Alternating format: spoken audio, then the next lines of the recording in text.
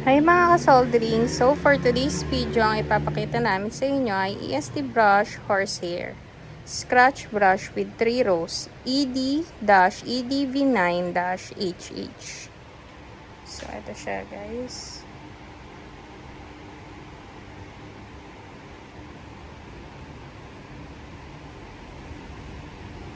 So what is EST brush horsehair scratch brush with 3 rows, ED-EDV9-HH.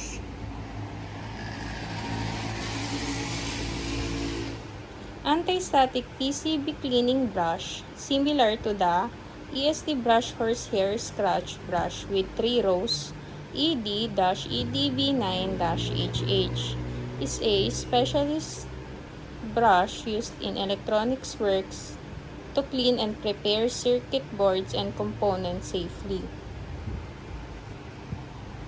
What it is: an EST safe electrostatic discharge safe horsehair scratch brush with multiple rows of bristles, often arranged like a small toothbrush, designed for dusting, cleaning, and light surface preparation on sensitive electronics. The natural horsehair bristles are soft to moderately firm and safe for use around delicate parts. What it's used for: cleaning PCB surfaces,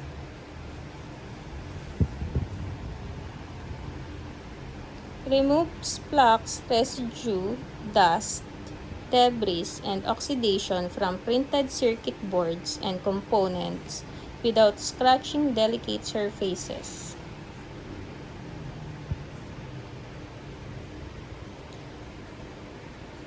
Preparing surfaces before soldering or rework helps get areas ready for soldering, inspection, or component placement by gently sweeping away contaminants that can interfere with good solder joints.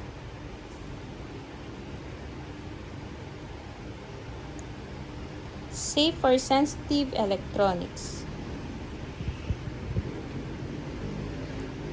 Because it's ESD safe, it reduces the risk of electrostatic damage to chips and other static insensitive parts while you work. General light cleaning task.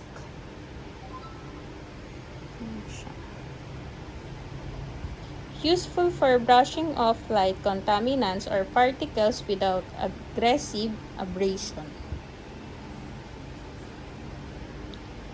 Why horsehair and ESD matters?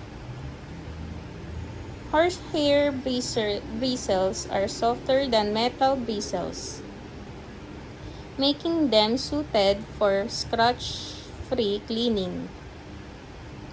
ESD safe design means the brush material and handle are chosen so they don't generate or hold significant static charge, protecting electronic parts from damage during cleaning.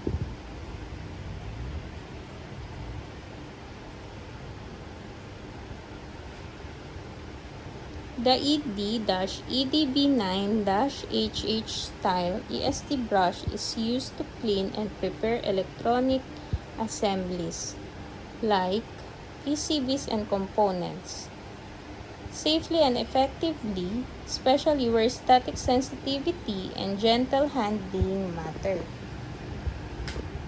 So guys, ito ang ating EST brush horsehair scratch brush with 3 rows, ED-EDV9-HH. Ayan siya guys.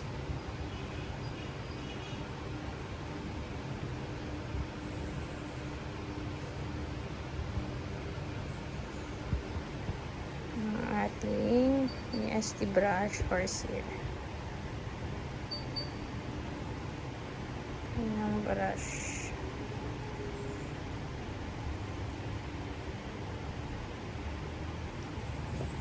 So guys, ayun lang.